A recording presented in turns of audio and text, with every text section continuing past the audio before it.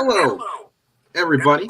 Welcome into the Casual Sports Podcast. As always, I'm Alec Caberna, and that's Matt Morris. No Mike on the show this week. He'll be back, though, next when Matt goes on hiatus. So we won't have a full show for a while, maybe. So we'll see. But hey, we're all going on vacation. Man, yeah. I need a vacation. I took one. Now Mike took one. Then you're going to take one. We're all going to just go right in order. We're just working and working. I need a vacation. It's time. Yeah, man. Hey, it's that time of the year. You know, you got to go on. You got to get a break at some point from just everything. You go on vacation. You turn off all technology and just relax wherever you are. Even if you are just taking a small vacation, make it a tech break one because, you know, I got to say, after taking one, I was glad to come back to technology, but I loved being away from it, even for just a week. It felt so refreshing just to get away just for a little bit, ignore everything else, and just get back to nature and all that. That was great, and I really recommend it to anybody. Just turn it off. Shut it off. It's a wonderful thing. Hey, Matt, we're the first guys to jump on and go, oh, we love technology. Without it, we wouldn't have a job. But at the same time. Oh, I know. I probably won't even watch TV while I'm in Florida. I'll just watch the ocean. Oh, yeah. Sounds like a nice vacation. But you know what's not going to be a vacation this year, Matt? The AFC West. Now, that's how you do a transition. AFC West is here. Kansas City, Matt, obviously, they're the number one team. They're the group you look at. They've set the bar for the AFC West these last couple of years. They won it last season. They won it in 2020. And they also took it in 2019 as well. It's been a long time since someone has dethroned Kansas City in the AFC West. They have really been the epitome of greatness. They also won it back in 2018. So it feels like it's time for a changing of the guard, but at the same time, yes, it's still Patrick Mahomes at the helm. And I know as much as you want to criticism sometimes, he's still one of the best quarterbacks out there. They still have really great coaching in Andy Reid. Andy Reid's put up there in most charts as the number one or number two coach in all of football. They're always the team to beat in the AFC since the departure of Tom Brady from New England. It has been Kansas City or bust for the AFC. Do you see a change up this year in that, Matt? You kind of leaning towards is what it sounds like. Yeah, I mean, it could very well be possible. I mean, let's talk about the Chiefs here before I get to these other teams. Okay, they're really going to have to fill the void of Tyreek Hill leaving. I know they signed Juju Smith-Schuster, which and Marquez Valdes-Scantling from Green Bay. And so we got Corey Coleman as well. Yes. So I like that. I like Juju there. Maybe he'll fit in better there. But, you know, he's not going to be the main guy. He can't cut it as the main guy. He's the second guy. So who is going to be their main guy? Of course, Travis Kelce, who is like 32 years old. So, I mean, I know Gronkowski went further. You know, all these big tight ends go farther. Gronkowski's like the same age as those guys. Is he really? Yeah. He just retired. So, right. I mean, that's the question there. Will age take the toll there? They've been writing articles about it. But we'll see. I like Clyde Edwards-Helaire. Man, that guy, I mean, he had a great rookie season. Last year was kind of, you know, he fell off a little bit. Hopefully he can come back. But he's healthy, and, you know, they might have to dwell on him a little bit because, you know, they don't have the speedster and Tyreek Hill anymore. They still have McCole Hardman, who's keep in mind now, when you're talking wide receivers there, it's not just the loss of Tyreek Hill this year. It was Sammy Watkins the year prior. So now you've lost your top two targets in back-to-back seasons for Kansas City. And Clyde Edwards-Helaire is the guy definitely to look at. Number two, though, in the depth chart for running back, I really like the duo they got going. They signed Ronald Jones Jr., who was the running back down in Tampa Bay these last couple of years. And he's been a really solid guy. He puts up consistent numbers. And not to mention, they also got Derek Gore on the team, just 27 years old. And we know guys with the last name Gore tend to go a while. Their defense was bad at the beginning of the season. They resurged, but they lost that guy who resurged the defense in Tyrann Mathieu. He's gone. Swanson's gone, even though I didn't think he was that good. But I mean, they lost some guys on defense, and now let's jump into these other teams. Let's No, talk hold about this on, man. Raiders. I think we got to You want continue to keep? talking about this defense for a moment because Okay, you okay. do talk about the guys that they lost defensively, What they but regained. they also brought in Justin Reed on a 3-year, $31.5 million deal. They traded to the Texans a seventh-round pick for defensive back Lonnie Johnson. They brought in Deion Bush and Jermaine Carter, all to work out this secondary. They brought Frank Clark in on a new deal, 2-year, $29 million. Derek Nottie at the defensive tackle position. I think as much as you talk about the secondary of this team might struggle, the one thing we cannot deny is how solid the line play will be defensively with this team, Matt. Yes, absolutely. And when Now, you go from Karlaftis to Nani to Chris Jones to Frank Clark, that's a lot of power they're going to be bringing at you defensively. And we've seen, I think maybe especially with a team like yours, Matt, and the Steelers, a great defensive line can translate to great secondary play because it forces your opposing quarterback to release the ball a lot sooner, and it opens up the potential for interceptions and turnovers a lot more and can make a secondary look better than they actually are at times. Yes. So there's that. But now let's talk about some of these offenses that this defense is going to have to go against. Okay, well, I won't go with this Raiders. I know it's Derek Carr there. The guy, I mean, he's one of those. What we talked about him? We talked about him a while ago. What did we say? He was his own kind of all-star, something like that. You know, he's not that top tier quarterback, but he's out there. He's a workhorse. He gets the job done. Yes, he gets it. He gets the job done. You know who else gets the job done? You know it. Man, I can't forget his name. I'm scrolling up. Nathan Peterman? No, it's not Nathan Peterman. How about the three other quarterbacks they signed to back up Derek Carr? They got Garrett Gilbert, Nick Mullins, and Jarrett Stidham. I did see Jarrett Stidham, but man. The offense that this Devontae Adams. They signed Devontae Adams. I know they signed. Here, let me read them all for you. Wide receivers wise, they re-signed Hunter Renfrow, brought in free agent Demarcus Robinson, re-signed Keelan Cole, brought in Devontae Adams, also brought in running backs Amir Abdullah, Brandon Bolden, fullback Jacob Johnson, and tight end Jacob Hollister.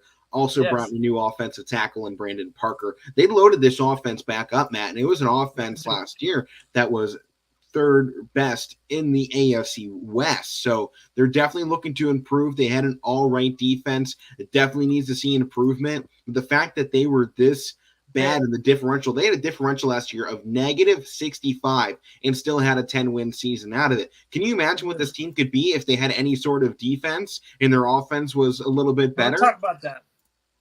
They did sign Chandler Jones. Max Crosby is going to be something else insane. Oh, yeah. I like that. Chandler Jones and Max Crosby are going to be a heckling duo for, you know, every quarterback, including Patrick Mahomes in that division. Crosby was a heckle by himself. So now just imagine both of those guys back there coming to get you. So they had two guys. I like the significance there of Chandler Jones. He did pretty good in Arizona. I like that. So we're just going to have to see from there. Yeah, good line play on this team especially. They also brought in Vernon Butler, Jonathan Hankins, and Bilal Nichols, all defensive tackles to bolster that spot. Brought in 3 linebackers in Jayon Brown, Kyler Fackrell, and Kenny Young. Also brought in 2 corners and Anthony Averett and Rock Yassin, who they acquired in a trade from Indianapolis in exchange for a former defensive end to clear space for Chandler Jones and Yannick Ngakoue. They also brought in Duran Harmon, the safety. So we'll see how this team kind of reboots itself. And Matt, the one thing for me and the Raiders, the only thing that really ever seems to stand in their way is themselves. I mean, you look at this team the last, 8 years? And it seems like every single year with this team, the biggest problem is themselves. I mean, whether it's, Derek Carr getting injured, or they're having a really great season, and then Josh Jacobs gets injured and their offense falls apart. If they can stay healthy for a year, which, I mean, we're already looking at, question marks on Josh Jacobs' availability here in the preseason in week 1, obviously, but injuries have been a big thing that has shut this team down. But even through all the controversy last year, they still managed 10 wins. So they're getting over that hump of not being able from beating themselves. But I think at the end of the day, you look at this team and they're actually worse than they should be. This should be a Super Bowl level team. They have the caliber players, especially this year. If they can't put it together at this point, it might be time, as great as he is and as much as he has been a huge staple of the Raiders fan base, it might be the end of the Derek Carr era in Las Vegas if he can't get it done with this team, because they have given him every piece offensively. Yeah. This might be one of the best offensive teams in the AFC West, and that's saying a lot. Yeah, it is. Yeah, it is. You know, it might not be too bad defensively either. I think I still like a couple other teams, though, better on the defensive side. Yes, I do too. But I want to go to this Broncos team. Now, their offense last year, I mean, they have the guys. I mean, Jerry Jeudy's out there. I still believe they have KJ Hamler, right? Who's their running back? Well, Matt, I mean, I think they also re-signed Melvin Gordon. Melvin Gordon, yes. But, Matt, I think you're just, I want to bring this up. The big quarterback they signed this offseason, Josh Johnson. I mean, he's going to be backing up Russell Wilson at the quarterback spot. Had to give out the little fake there, Matt, to pull it in. And if Wilson and Javonte Williams will be the starter at the running back spot. Yeah, that's right. The dude from North Carolina, right? Yeah. Okay.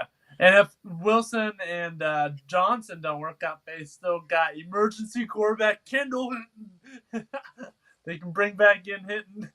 They got Brett Ripien too, still in that offensive quarterback room. Okay. But Matt, we talk about the offenses of these other teams. How about the wide receiver core this team has? Cortland Sutton, Jerry Jeudy, Tim Patrick, KJ Hamler, Kendall Hinton, Montrell Washington, and then they still got another 6 or 7 guys behind them. Then you go to Albert Okwuegbunam as the tight end. Huh?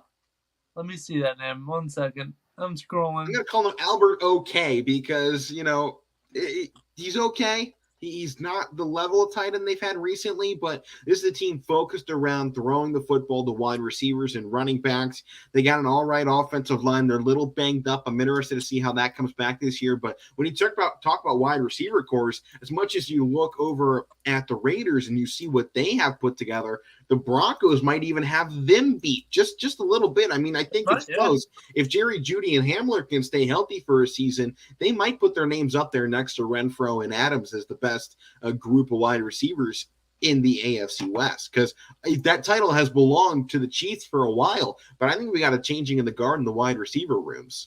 Yes. And their defense is getting better, too. Patrick Surtain will be returning. Bradley Chubb is on that defense. They're getting better and better every year. So, I mean, we were talking about it's like every team's got a boost on offense here. But, I mean, how about this defensive side, too? And not to mention, they still got that outside linebacker Josie Jewell and Bradley Chubb. I mean, they had a really nice linebacker group that I like going on. I still think they're a couple pieces away from being a top team here, Matt. I know the offense is really good looking, and they're shiny, they're bright, they're new. I think. And you got Russell on that. I think it's an overreaction. I love Russell Wilson. I think he's a great quarterback. I think he's real great. But he's also had a really great offense in Seattle. And he hasn't done anything in years because of a piss-poor defense that had great guys on it, but never was a whole unit that was good. I think he's working in the near exact same situation now with a worse front office than he had in Seattle. Yeah. Russell put himself in a worse situation with a fan base with much higher expectations. He was in a fan base in Seattle that was content. They loved him. He played great. He played at an MVP level, and it didn't matter. And keep in mind, Russell Wilson gives you a half a season of great football. He hasn't put together a whole season since he won MVP. Did he win MVP? He won a Super Bowl. I mean, back-to-back Super Bowl appearances. And now since then, though, he hasn't given anybody a complete season of work. No, but they basically lost that whole team. The whole Legion of Boom was gone. Right. Cam Chancellor gone. That's what I'm saying. Richard I Sherman. like the defense that Denver has. I mean, they made some moves. They have really looked at making this a team to compete this year. But at the same time, Denver has always looked to make a competitive team. It worked when they brought in Peyton Manning because he's, one of the best quarterbacks to ever strap on a helmet. Russell Wilson is really good. Beat the heck out of him in that Super Bowl. Russell Wilson's good, Matt. But at the same time, I don't think he's Peyton Manning good. I don't think he can take this Denver team like Manning did. He almost took down Manning and Brady back-to-back Super Bowls. If they would have just ran Marshawn Lynch, he would have taken down two of the greatest quarterbacks in NFL history. But they decided to throw it, and they made what's his name, Malcolm Butler into some type of star. They're like, oh wow, he made that play. He wasn't even known before that. They made him known. In that Super Bowl, though, you look at the numbers. Peyton Manning was 34 for 45. With 280 yards. Russell Wilson was 18 of 25 for 206. You tell me where these offenses were based or where this game was won and lost. It was the defense of Seattle, not the offense of Russell Wilson. That's the one thing for me. Russell Wilson is a great quarterback, a great game manager. He is not a game winner. No. He puts you in the spot to do it. You have to win it without him. That's the thing I've seen out of Russ his whole career. He is not the guy that wins you a football game at the end of it. It is the guys around him. And I know that that's a real cliche thing. Oh, well, it's a team sport. But the quarterback still has to get it there.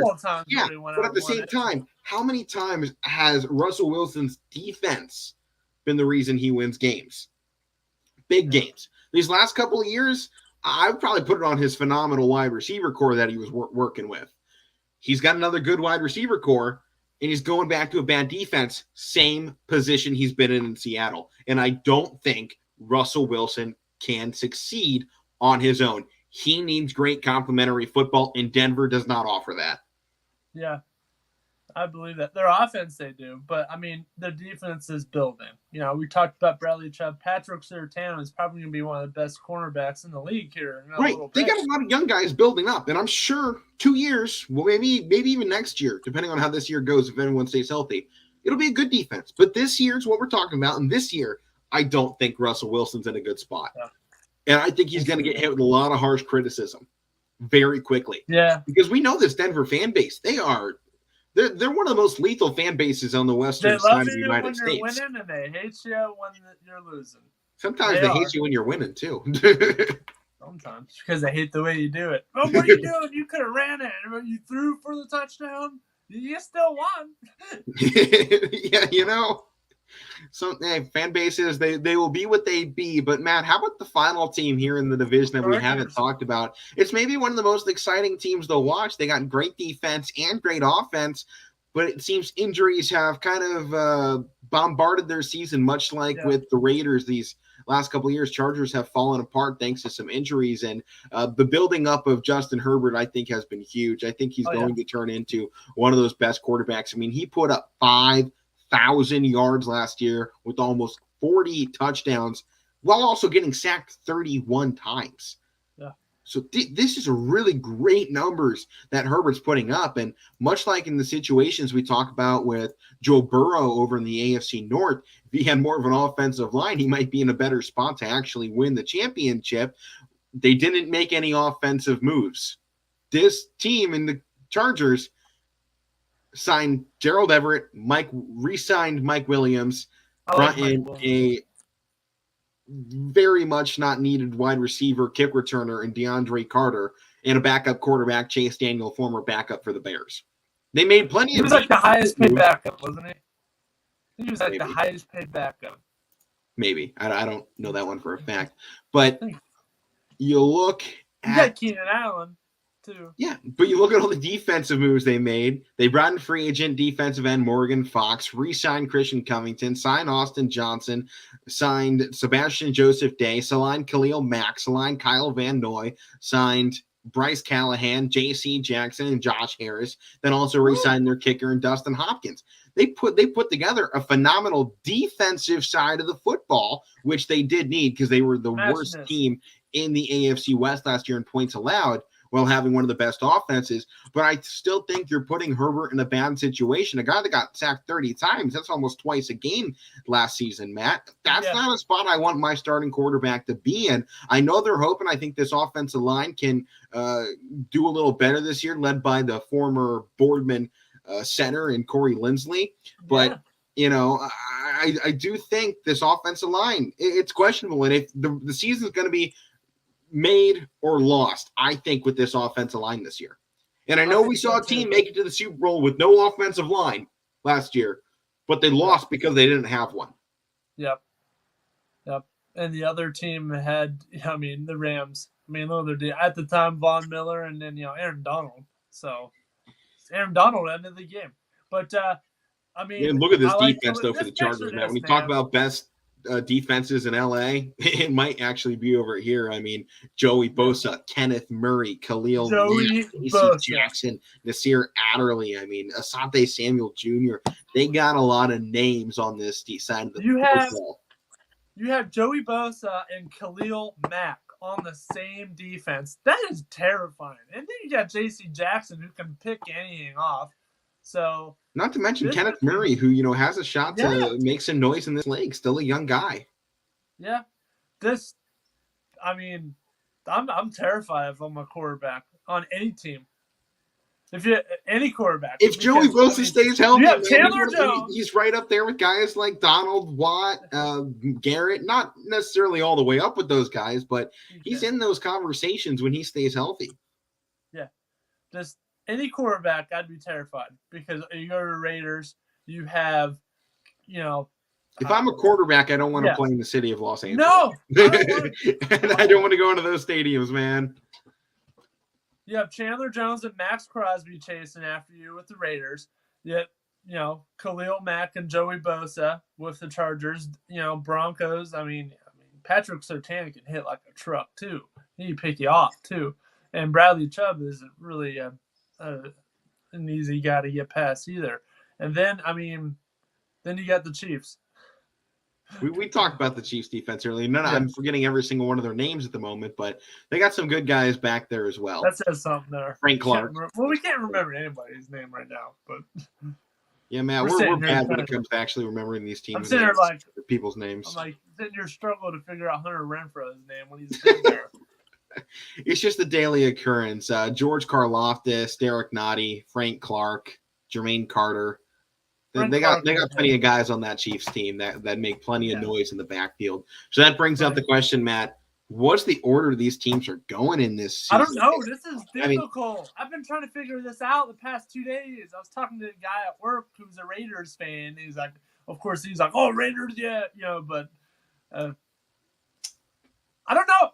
I'm going to say this now. Chiefs aren't winning this division. If they do, they're going to be hurt. It's not going to be easy. It's been a walk in the park for them the past 3 or 4 years. It has. It's not going to be this year. It is not.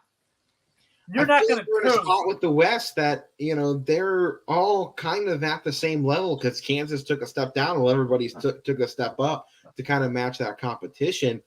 The only thing for me, I think I know who I have coming fourth. 1 through 3 is still a mix-up. Who you got coming fourth? Denver. I got Denver too. I like Russ, but I don't like the situation. Russ. I love Russell. I got my Seahawks jersey back there. Right. I love Russell. I've loved him since Wisconsin. Wisconsin Badgers. He was in the Rose Bowl. They lost, but it goes back to then. He couldn't win the Rose Bowl. Russ can't win you games. His team wins games. Yeah. That's my thing. And there isn't a team in Denver. That's the problem. That's why I have them coming last place. But, Matt, I almost want to give first place here to Kansas out of precedent. Yeah. All right. Number 3. We're going backwards on this list? Yes. So we both got Denver in last. What are you going 3 here, Matt? I'm gonna go Chargers at 3. Okay. Oh man, I don't know. Chiefs will probably still win the division, but it's gonna be tough.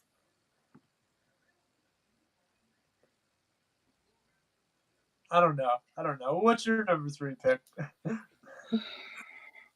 I am going to go, I think, Las Vegas. Yeah. I like them, Okay. man. Well, actually, no. I love the Raiders. Forget the that. Raiders. I'm actually taking the Raiders to win it. I've just thought about this. I'm leaning it. I got the I'm leaning Vegas. that way too. Kansas City at 2, Raiders at 1. That's the way I was gonna go. I just want to see. I got Raiders at 1. Yeah. And this is my flip here. I got Los Angeles taking 2nd, Kansas City falling to 3rd, and Denver in last. Yes. I love Disrespect them.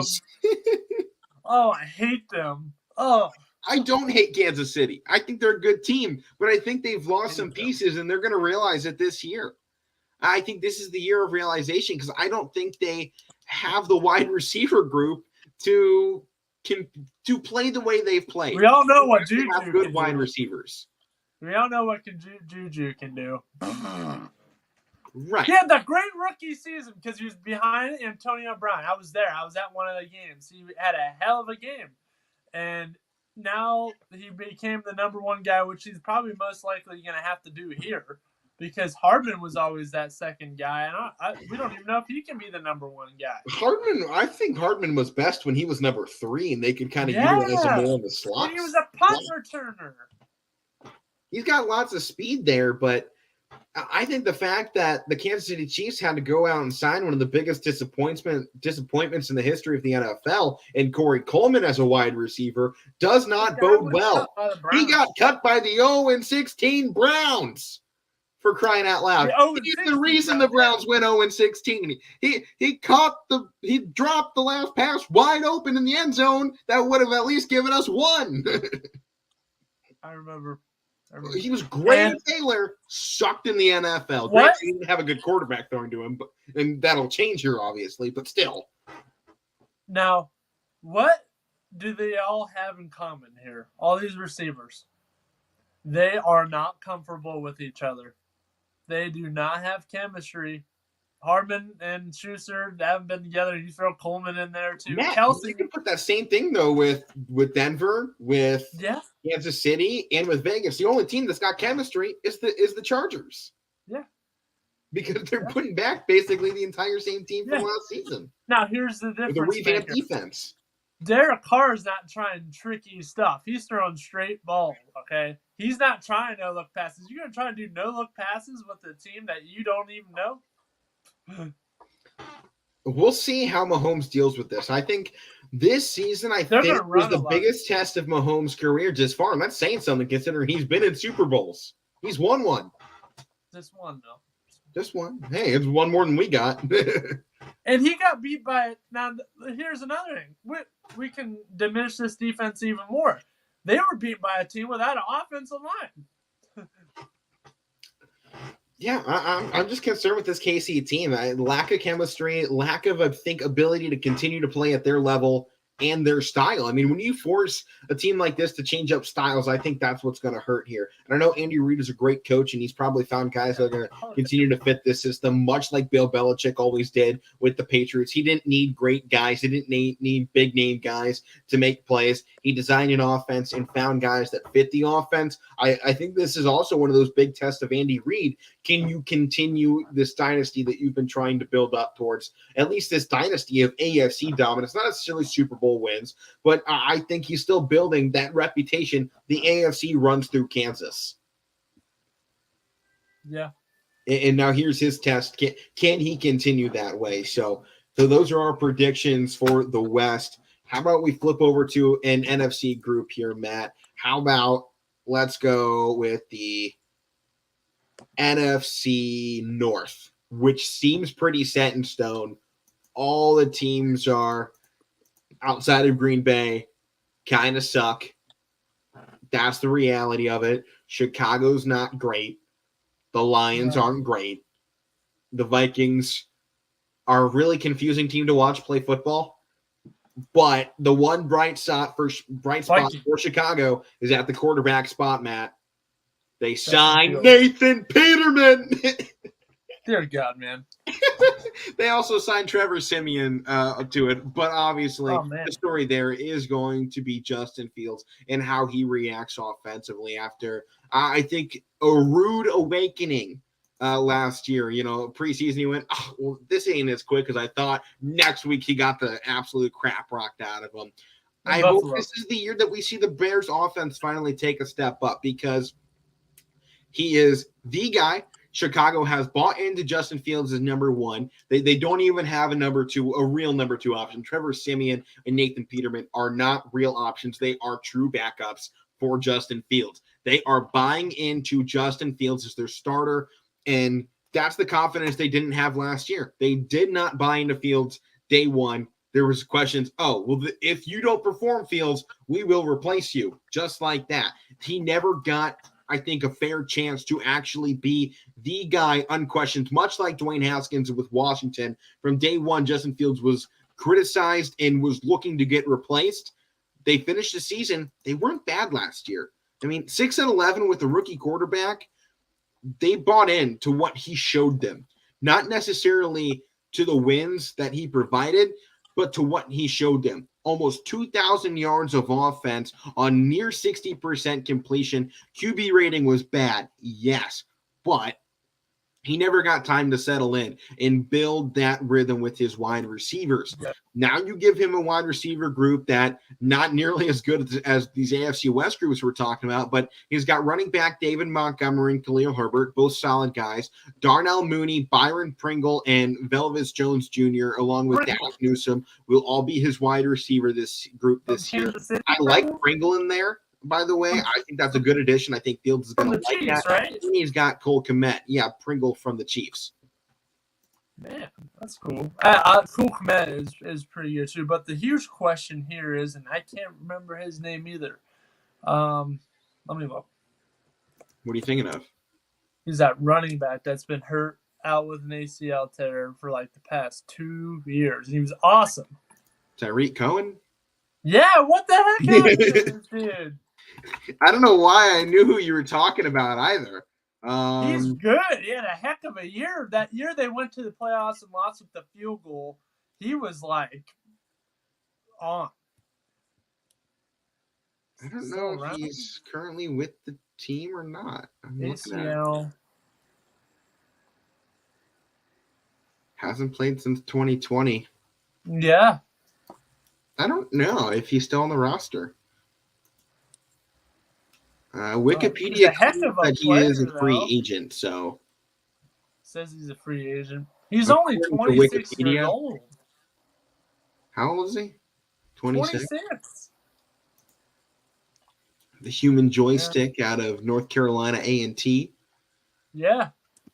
I know. I can't seem to find anything on where he. I've always been wondering about this guy. It says he's not even there with the Bears.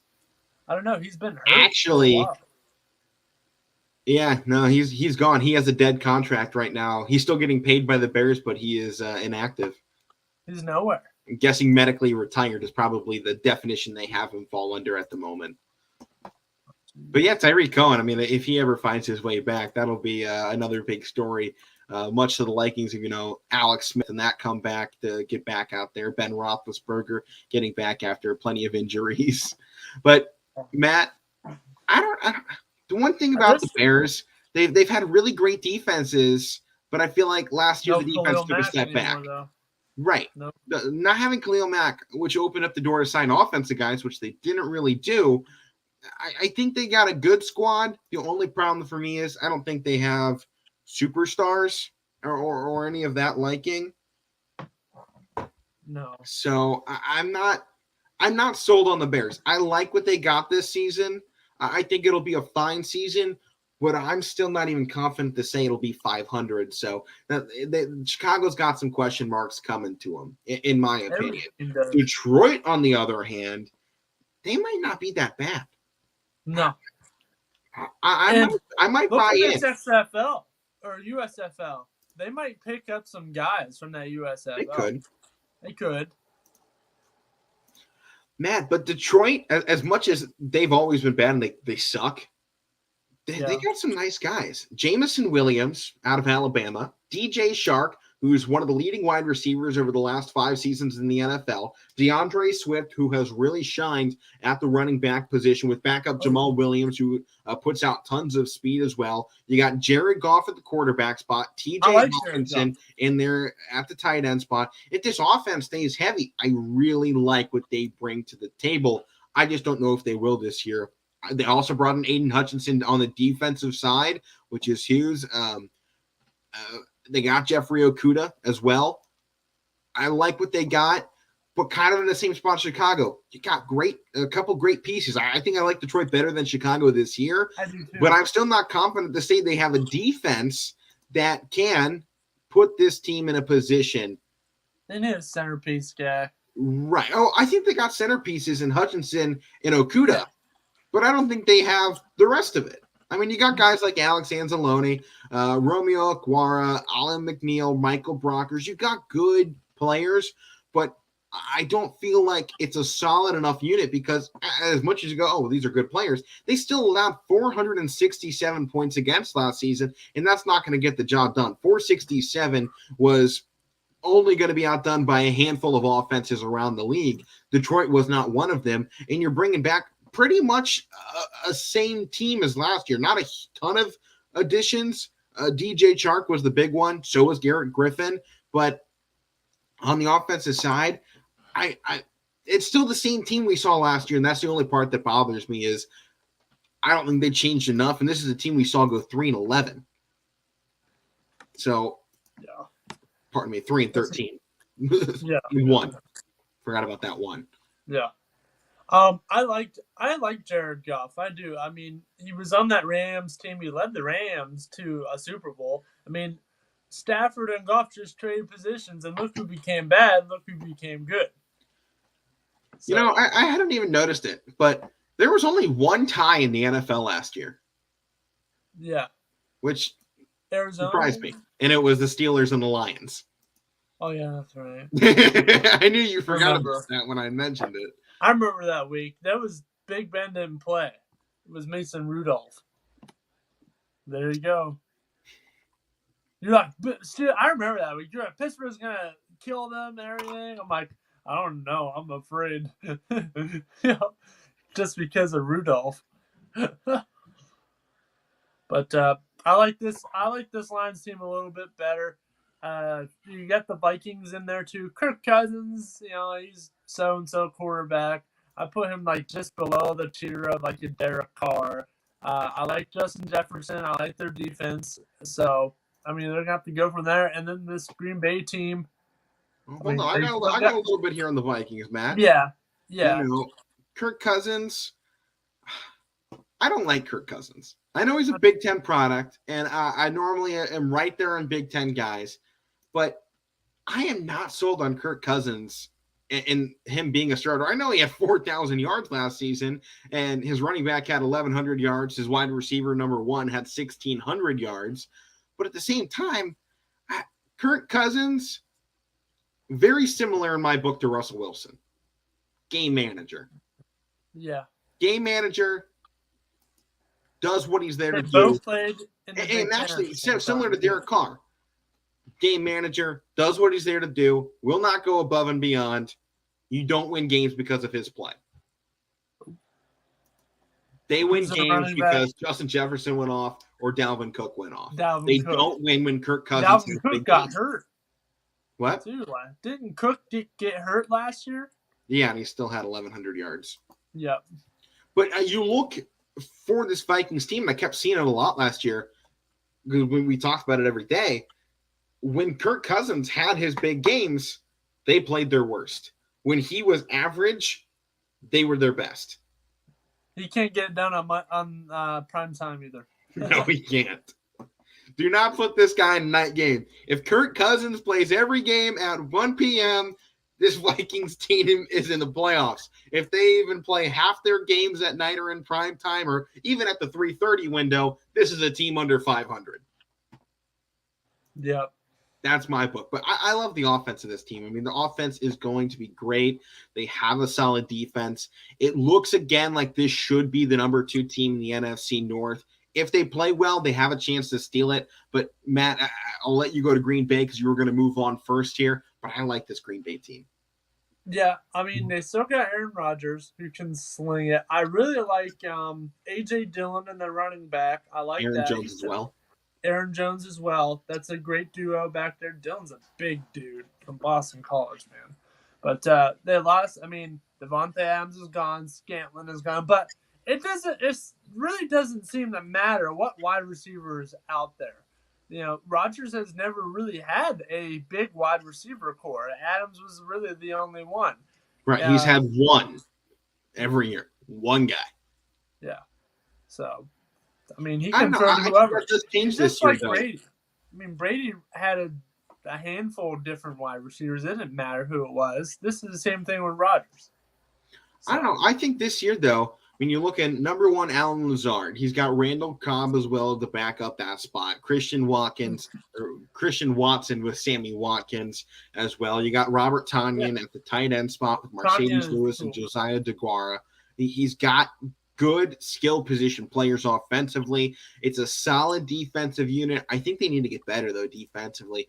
Team last year with Green Bay allowed 370 points. It's one of the better marks, but I felt every week there was more. They could have been better in a lot of games last week. There was that start to the season that especially made them look good. They lost that first game to the Saints 3 in a row. Then they wiped out their opponents. It wasn't close. And then things leveled out. We saw how good they could be last year. And I think they need to find a way to get back to that level this season. But, Matt, I'm going to give my rundown here of the division. Number 1, Green Bay. In my opinion, it's their division till it's not. I'm going to go Green Bay there, too. Number 2, I got Minnesota. Me too. They're still right there. They're still the second best. Their offense is good with a mediocre defense. I got Minnesota going at second. And then I'm actually going to take Detroit to go over Chicago, but I think it's close. I just think Detroit has more pieces. I'm the same Chicago, as much as I want Justin Fields to succeed, he's got nothing there to succeed with. I do believe he's going to be one of the first Ohio State quarterbacks to succeed in the NFL. I think he has a pretty good future. If he ever gets the chance. I mean, if he's here stuck in Chicago in a team that refuses to get out of a rebuild, he's not going to go anywhere. Because you look at this team now and you talk about pieces getting added. What did they do offensively that you look at and you go, yes, that's the right move? You put Fields on, let's say if you put Fields on a team like Detroit. It'd be. I'd rather have Fields on Detroit than Fields in Chicago. Yeah, put Fields on Buffalo. It'd be like nobody changed spots. I wouldn't go that far. Josh Allen's really good. Oh yeah, he's pretty darn good. Put Fields in Pittsburgh. I know you like that. Oh man, that'd be sick. I'd be buying a Fields Pittsburgh jersey as much as I love my Browns. Oh man, would you really? If Fields was QB1 in Pittsburgh, yeah, I would go right on over and get one. Yeah, oh boy. But I mean, you're not like our other friends. You like the Browns, but you don't hate Pittsburgh.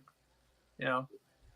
So I'm the same way. How can I hate you? All your team's ever done is kick my team's rear end. There's nothing to hate at this point. You know, it was a rivalry. It was a rivalry when the Browns were Baltimore. Yeah. Yeah. I have, I don't hate too many. The only team I hate is the Ravens. So that's the only team I really hate. Oh, I mean, I hate players. You know, like we know, including your rival's quarterback. Oh yeah. Oh, I hated that team anyways. So right. So like it just added on. Like I like Flacco more than Jackson. We'll see if he gets an opportunity at some point this year. I mean, you never know what can happen with the Jets. Yeah, you never know. If Zach Wilson goes down, it's Flacco time or Mike White. We'll see. Mike White, the legend of Mike White, the one and done of the NFL. That was awesome. But I mean, there's only a couple guys I can't stand. I mean, it's Jackson and Mahomes. Like I pretty much like every other young quarterbacks. I like Herbert. I like Fields. I like you don't like oh man, I can't even think of his name. The Arizona quarterback. Kyler Murray. I like Kyler Murray. I know you can't stand. You can't stand him. What is it with you and Kyler Murray? I just Is it a short problem? I don't got a problem with him being short. My quarterback in Cleveland was short. I just don't think he can get it done. Yeah. We'll get to Arizona eventually, not today. I think we'll save that for Friday's show. Yeah. We'll talk NFC West and probably NFC South, and that'll just about finish off our NFL talk. We still have the AFC South to go over, but that shouldn't take more than 5 minutes. The thing I want to get into to finish off this show is the big news we had in the NFL yesterday, Matt. Baker Mayfield has been fleeced away from Cleveland for a 5th-round pick to Carolina. A conditional 5th rounder for the number 1 overall pick in his 4th season. A conditional pick. It's a conditional pick, too. Right. That makes it worse. And the Browns are still paying, I believe, a majority of his contract. Yep. Carolina's paying like $4 million. I like how we were just talking about this too. Like, they need to trade him, or were they going to trade him? We were talking about Carolina and South. This wasn't a trade. This was just a straight up giveaway. Yeah, it wasn't even a trade. Kickers have been traded for more than that. Yeah, I don't like this whole situation. I don't like this. The whole situation just stinks to high heaven. That's all you can really say. You know what was happening? I'm going to go put on your conspiracy hats. I'm going NFL conspiracy here. The Browns were in danger of getting good, so the NFL stepped into the front office, made us trade for Deshaun Watson, get rid of our franchise quarterback. The number one problem, the NFL put Odell Beckham into our locker room. He's a toxic piece to have in there. That was the beginning of the end. They influenced the trade that put Deshaun Watson over to Cleveland. The NFL should have never allowed that in the first place with an ongoing investigation of a player, and you're going to allow him to get traded in one of the biggest deals then in NFL history when he gets signed at the end of it. Oh, heck to the no, that should not have happened. And now you allow that quarterback that was making the Browns look good for a decent bit of time, got them to their first playoff, and got them one game away from a Super Bowl appearance in Baker Mayfield to get traded for next to nothing to a team that the NFL has shown they like on top in Carolina. Yeah. Put on your conspiracy caps because I got you one. Now, I know we can argue about this, but this is the reality of the situation. Deshaun Watson is most likely going to get suspended. We don't know how long. They're looking at 8 games to like the whole season, but and indefinitely. So their quarterbacks. I mean, Josh Dobbs will be number 2, and Jacoby Brissett's a working. I love Jacoby Brissett. This might be the outcome of this whole thing. Deshaun Watson getting paid astronomical amounts of money, and Deshaun Watson becomes quarterback, and Jacoby Brissett becomes quarterback 1 in the meantime. Because I love the way he performed in Indianapolis. They dropped him because they got Carson Wentz, and I think that was very realistic. Brissett is not a jersey seller. Carson Wentz is. That's why Indianapolis made that move. It did not pay off for them. We know that. It did not pay off to make that Wentz move because Jacoby Brissett played better than Wentz did. And Jacoby Brissett, now QB1 in Cleveland, I might like that at the moment better than Deshaun Watson at QB1, which seems a little weird, but I have a lot of confidence in this Jacoby Brissett kid to win games. He can really sling it, and he played well in Indy with next to no wide receivers. Now you're giving him actually a pretty decent room with Amari Cooper to lead it here in Cleveland, not to mention the best running back duo in the league with Hunt and Chubb. And not to mention, Miles Deep one in there with a great defense to go alongside it. Jacoby Brissett is in a situation to succeed in Cleveland, and he's on a 1-year deal. He's looking for big bucks next year. The Browns are going to be stuck because they're going to want Brissett back, but they're going to be trapped on this Deshaun Watson deal for the next 5 years. And I won't name any names, but our buddy, big Browns fan, I know you probably can take a guess who it is. He was on the mower yesterday. That's probably a dead giveaway who that is. But he heard about it. He's like, yeah, we're going to be great. Dude, calm down. Well, we got Amari Cooper. Yeah, that's all you got, buddy. That's not even remotely true, Matt. I know, The but I Browns know, at but the I moment I just like to still put have him down more a than little bit. Pittsburgh. Here's the thing. Here's like the to put thing. him down Cleveland a at the little moment bit. has more to offer than Pittsburgh. These two teams, though, are still miles behind the Bengals and the Ravens right now. Yeah. Right. The Browns and the Steelers are going to be competing over a dead fish, while the Ravens and the Bengals are going to be competing over the entire ocean full of living fish. That's what the AFC North is going to be. The Steelers the Steelers this season are going to look like frauds because they're going to have a good year, but they shouldn't. And that's what it is. The reality of the situation is this Steelers team is not going to be good, but they're still going to find ways to win games because Mike Tomlin always does. Yep. And they'll still go 500. They will not go under 500. Which is why I say they will look like fraud because they will look a lot better than they are. If they make it to the playoffs, they will lose in the wild card. If they get there. There is no chance this Steelers team does any damage this year. We'll see now. We will see. Watch them go. Watch them go. Yeah. I know. I was just getting ready. I was just going to clip this and be like, all right, we'll see how this turns out in February. Watch them like get top seed and then the AFC and they lose second round or something like that. No, man, watch them go 0-17. First 0-17. No. Wouldn't that be just the biggest turnaround in the history of the NFL? Mike Tomlin never has a losing season, doesn't win a game this year.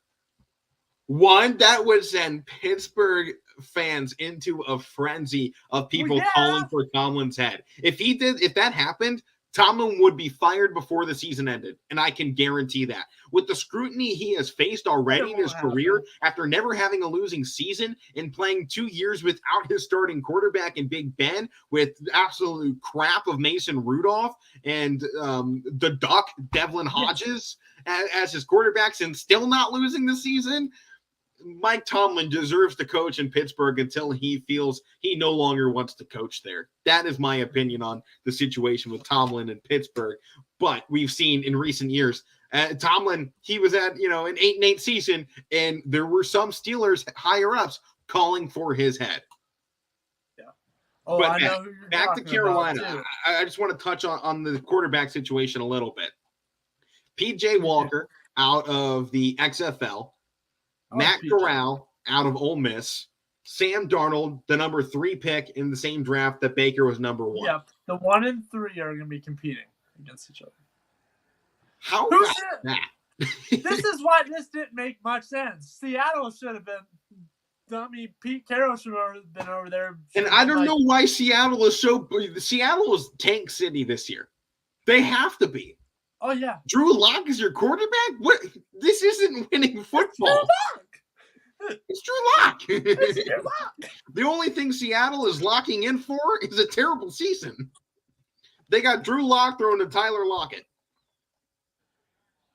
And you got a running back at least. Well, they got other pieces, Max. They still got DK, but I can't think of his name. Man, Michigan State. You haven't thought of a single name today, Matt. Who's the Michigan State running back? Kenneth Walker? Yeah, Kenneth Walker. That'll be all right. Just run the ball. This Carolina team, obviously, Matt, we'll get into them more tomorrow, but what's your actual thought of Baker being in Carolina? Is he going to be starting, or are they going to have Sam Darnold? Because Sam Darnold, they spend more to bring him in. They're spending more on his contract. But yet, I think a lot of people are saying Baker Mayfield is number 1. I hate this. But yet they're paying $4 million to Baker. They brought him on a 5th-round pick, conditional 5th-round pick. They're paying next to nothing for this guy. Contract-wise, he looks like a backup quarterback, while Sam Darnold looks like the starter. The only guy I know that is going to love this absolutely is Colin Cowherd, because he loves to talk about these two quarterbacks. Now he gets to do it with the same offense behind him. I know he's going to have a field day with this one. The reality of this is that most likely PJ Walker is going to be cut, which I don't like because I like PJ Walker. I think he could fit in somewhere good. Maybe the Browns will pick him up. But 1%. I want to at least rule out Brissett before anything. He's got a sling of an arm. Like, he can throw. He's mobile too. But they just drafted Matt Corral. I don't know. They just drafted Matt Corral too. He'll be third. Yeah, he'll be third string. So, he's a rookie. I'm not sold on that. I am not you're sold on not? Corral Okay. being the third guy. I was listening to Sports Talk Radio on my way back from Scene Park last night, and the number one thing they were saying, the Baker Mayfield trade didn't make sense if this team actually liked Matt Corral. Yeah. And they didn't make sense if they actually liked Sam Darnold. Sam Darnold was brought in and given the chance to lead this team. He did burned all out. right That to was start made off. obvious by the Matt Corral pick. They picked Matt Corral to replace Sam Darnold. They would not have made the Matt Corral pick if they thought Sam Darnold was going to be their guy. Matt Corral came in here and so far in training camps has not impressed the team. So now they bring in Baker Mayfield. So to me, the order goes Baker, Corral, and then you get down to Darnold. That's the way that this is going. If you base it on the moves they've made, why would they take Matt Corral if they wanted a guy who's only in the fifth year of his career quarterback and Sam Darnold? You're not burning that. They traded from the fourth into the third to pick Corral as well. So this wasn't Corral just fell to them. They jumped to make this move and to make this pick. To me, that's showing they want Corral over Sam Darnold. I got Corral being the number 2 guy on this team, and they're not overly sold with Corral yet, so they're bringing in Baker to go over top of him. This is a 1-year prove-it type deal as well, so they're going to let Baker walk at the end of the year and let him go decide where he wants to be in free agency, and Corral's going to take over as the number 1 guy, and you're not going to have your number 1 guy of the future sit behind a guy you don't consider to be your starter in Sam Darnold. Darnold is sitting on a contract that more than likely Carolina is going to let expire when it comes to a close. Matt Corral is the future of this team, not Baker, not Darnold. It's Matt Corral. Yeah, and I want to end the show on this a little bit here. Guess who the Panthers play week 1? Cleveland Browns. Yes. The only thing with how much the Browns player seems to not like that quarterback in Baker, I really, as much as I like Baker, it would feel so fitting to see Myles Garrett just crack the absolute living hell out of Baker Mayfield on the first snap of the game. That's gonna happen. Myles or Baker's going for 400 yards. 400 yards. One of those two things is gonna happen. Browns are going to have a field day against them, or Baker is going to have a field day against the Browns. There will be no mediocre. It won't be that was a fine game. It'll be one or the other. Yeah. And if Baker has a bad day to start off, I don't know how much time they're going to waste going, Matt Corral, it's your job. Yeah. Because in the situation Baker's in, give him 3 or 4 games. Well, yeah, he's going to be on a short leash, though, is what I'm going at here. When they have the guy that they believe to be their future in Matt Corral out there, and they don't believe Sam Darnold is good enough to mentor this kid even a little bit and to be that piece that kind of stands in the way and allows Matt Corral to develop before they can put him in. It's a wild situation. Unfortunately, we're out of time. Yeah, we're down to 40 seconds on the show. I saw you looking up at the corner like, yeah, we got to go. We'll talk more on the Baker situation as the season develops, and obviously as it gets closer to game 1. That'll be the story to talk about, along with the suspension that comes for Deshaun Watson. But I've been Al Cabrera. That's Matt Morrison. Games on Bob Scene Park tonight. You can check those out here on YSNlive.com. We'll see you all tomorrow. Power Hour coming up next.